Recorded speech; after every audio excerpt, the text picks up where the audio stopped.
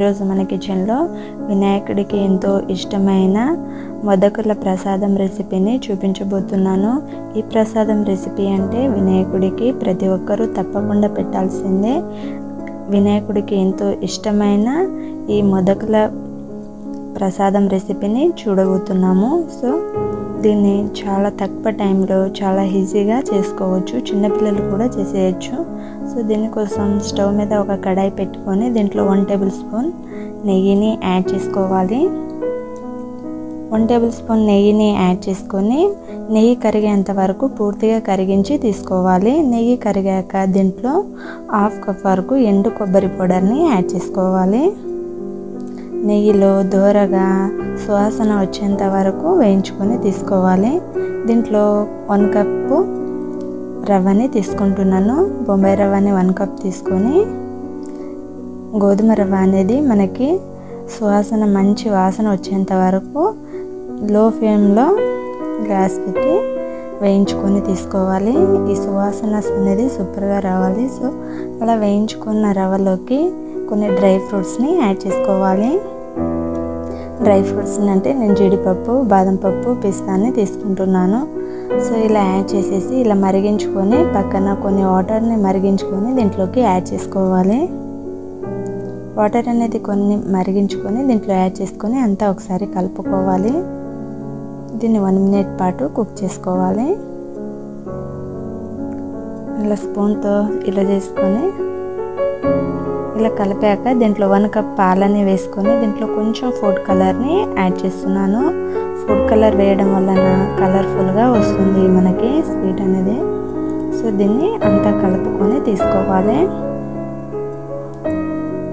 దీంట్లో 3/4 కప్ వరకు చక్కెరని వేస్తున్నాను. నేను తీసుకున్న క్వాంటిటీకి అయితే 3/4 కప్ షుగర్ అనేది స్వీట్నెస్ సరిపోతుంది. ఫ్రెండ్స్, మీకు ఇంకా స్వీట్నెస్ ఎక్కువ కావాలి అంటే కొంచెం ఎక్కువ క్వాంటిటీలో తీసుకోవచ్చు. దీంట్లో మంచి ఫ్లేవర్ కోసం కొంచెం ఇలాచీ పౌడర్ని వాడుతున్నాను. ఇలా ఇలాచీ పౌడర్ని యాడ్ చేసి ఇలా కలుపుకుంటే మనకి చక్కెర అనేది పూర్తిగా కరిగిపోయి దగ్గర పడేంత వరకు కలుపుకుంటూ తీసుకోవాలి. గ్యాస్ అనేది మీడియం ఫ్లేమ్లో పెట్టి ఇలా కలుపుకుంటూ మనం పేస్ట్ అనేది మొత్తం దగ్గర పడేంత వరకు ఇలా కలుపుకుంటూ తీసుకోవాలి. సో ఇలా కంప్లీట్గా మనకి దగ్గర పడిపోయింది కదా. సో ఈ క్వాంటిటీలో వచ్చాక మనం స్టవ్ ఆఫ్ చేసి దీన్ని పక్కన పెట్టేసుకొని వేడిగా ఉన్నప్పుడు 5 మినిట్స్ పాటు చల్లారాక దీంట్లో చిన్న ఇలా ముద్దలా తీసి దీన్ని మనం రౌండ్ షేప్లో ఒత్తుకొని ఇలా డిజైన్గా ప్రిపేర్ చేసుకుంటున్నాను.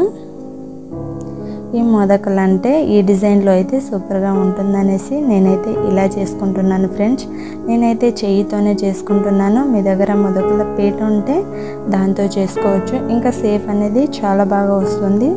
నేనైతే చేయితో ఎలా చేయాలో చూపిస్తున్నాను. లేని వారికైతే ఈ ప్రాసెస్ చాలా ఈజీగా అవుతుంది. సో ఇలా ఒక స్పూన్తో మనం దీన్ని డిజైన్గా రెడీ చేసి ఒక ప్లేట్లో పెట్టేసి పక్కన పెట్టేసుకోవాలి. సేమ్ ప్రాసెస్లో కంప్లీట్గా చేసి తీసుకోవాలి. మనం స్పూన్తో అలా చేసుకున్నాం కదా. సో అలా కాకుండా స్పూన్తో ఇటు సైడ్ నుంచి కూడా చేసుకోవచ్చు. ఇలా అయినా సరే డిజైన్గా సూపర్గా వస్తుంది. సో దీన్ని ఇలా చేసి ఇలా రౌండ్గా ఒత్తేసుకుంటే చాలా సింపుల్గా డిజైన్గా ప్రసాదం రెసిపీ మనకి రెడీ అయిపోతుంది. దీన్ని కూడా తీసి ఒక ప్లేట్లో పెట్టి ఇలా కంప్లీట్గా చేసి తీసుకోవాలి. ఎంతో టేస్టీకరమైన వినాయకుడికి ఎంతో ఇష్టమైన మొదకుల ప్రసాదం రెసిపీ రెడీ అయిపోయింది కదా. సో ఈ స్వీట్నెస్ని మీరు ఈ వినాయకుడికి తప్పకుండా ట్రై చేయండి. ఎలా వచ్చిందో నాతో కామెంట్ షేర్ చేసుకోండి. ఇలాంటి మరిన్ని రెసిపీస్ కోసం మన పొట్టి కిచెన్ ఛానల్ని సబ్స్క్రైబ్ చేసుకోండి. ఈ వీడియో కనుక నచ్చితే ఒక లైక్ చేయండి. ఈ వినాయకుడికి ఈ ప్రసాదాన్ని మీరు తప్పకుండా ట్రై చేయండి, నాతో షేర్ చేయండి. Thank you for watching.